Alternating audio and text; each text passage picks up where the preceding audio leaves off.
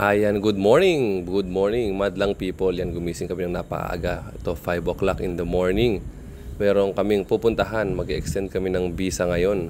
Pupunta kami sa Chiang Watana kasama ang aking family. Mag-extend kami ng visa. Ganyan ang mga ginagawa ng mga OFW dito sa Thailand. Nag-extend ng visa every year. So, once a year namin itong ginagawa. So, ito dahil maaga pa at gusto kong makapagpahinga yung mga anak ko, ito yung gagamitin namin sakyan, itong Yaris. Kasi natutupi yung likod nito, pwedeng higaan. So ayan, kumuha ako ng mga comforter, ng mga pillows na malalaki, yan dinoble ko para kahit pa paano makapagpahinga yung mga bata sa likod habang nasa biyahe kami. At medyo makapag-relax din sila. So ayan na, medyo inawagan na kami, mga alas 6 na to, 6 in the morning. So ayan yung inayos ko kanina. May pillow, tsaka may mga comforter na sila. So ito nga, on the way na kayo papunta ng Chiang Watana or sa immigration dito sa may Bangkok. Yan, papunta ng Laxi yan. So mga around 30-35 minutes drive yan ngayong umaga kasi wala pang traffic. So ayan yung mga anak ko, tulog sila sa daan. Yan, medyo comfort sila kahit papano, kahit na maaga nagising. At least nakakapagpahinga sila habang on the way kami. So ayan nga, nakarating na kami dito sa may Chiang Watana. Ito yung tinatawag naming Chiang Watana dito sa Bangkok.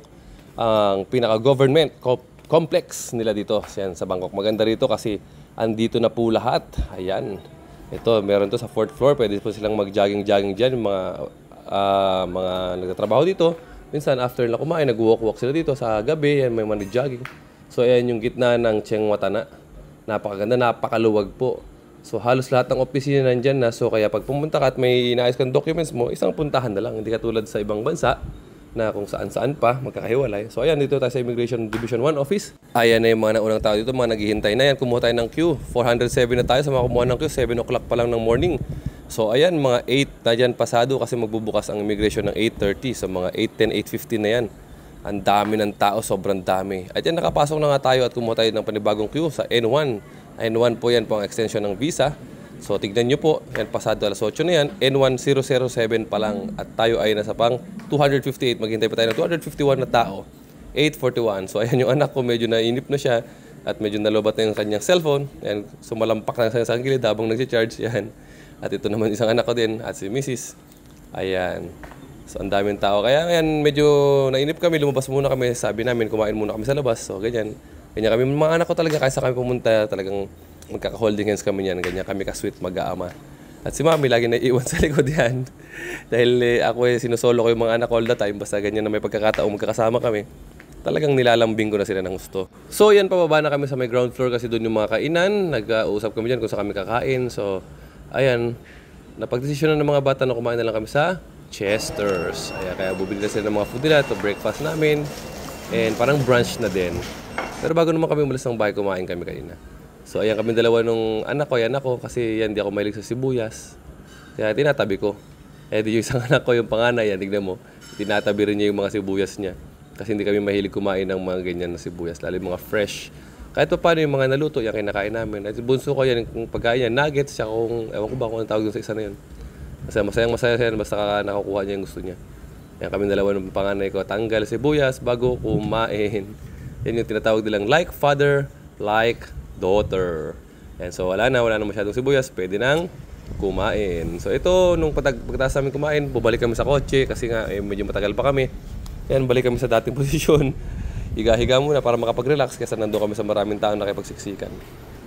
So ayan nga, tamang tambay, kinuha na muna kami ng konting video ni Mrs. Dito kami sa likod. Kaya natutulog ako dyan nung kinuhaan kami ng video ni Mrs.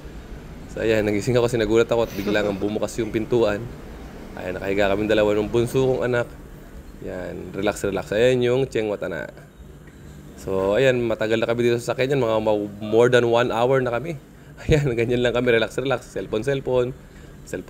At yan, si Tricia, tsaka si Alea, nagsa-cellphone. Si Amitis, yan, nantok, natulog, midlip siya ulit. Then, after niya, a few hours, bumalik na kami sa loob. So, ito nga sinasabi ko kanina, yan na yung mga opisina rito. Lahat na yan, halos lahat ng kailangan mo nang puntahan o pag-aayos ng documents dito sa Bangkok o dito sa Thailand is nandyan na lahat. So napakabilis ng access dito sa Thailand. Ganyan po kabilis, hindi katulad sa ibang bansa. Pupunta ka sa ibang lugar, magkakaibang documents, parang ganon. So yan nga, at nagutom na naman kami at inabot kami ng gabi. Kaya bumalik kami dito sa baba at bumili ng snacks. At yan nga, mag-alas 8 na, kami na lang ang tao dito ngayon sa may end zone na to. Tignan nyo, wala nang tao dito sa immigration, kami na lang. Ganyan kahirap maging OFW. Kala lang nung iba napakadali, pero ayan, nasa 13 hours na kami dito may sa immigration, kami na lang natirang tao. So ayan nga, natapos na rin kami mag-ayos ng documents namin. Yan kanina yung mga nagtitinda dyan, nag-impake na rin. Halos kami na lang din yung tao rito. So ayan, pauwi na rin kami nito. After nyan, kinuha namin sakyan. Ito na yung dinaan namin kayo na. Umaga, ngayon gabi na. Yan ang buhay OFW. So ito, pauwi na kami 8:31 na ng gabi.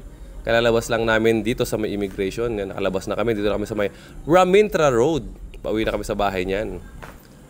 So ayan nga, nakarating na kami dito sa aming subdivision around 8:56 in the evening. Yan, nakauwi na rin. Makapagpahinga na rin kami. Makakain na rin kami ng dinner at makapaghila-hilata na. Thanks for watching!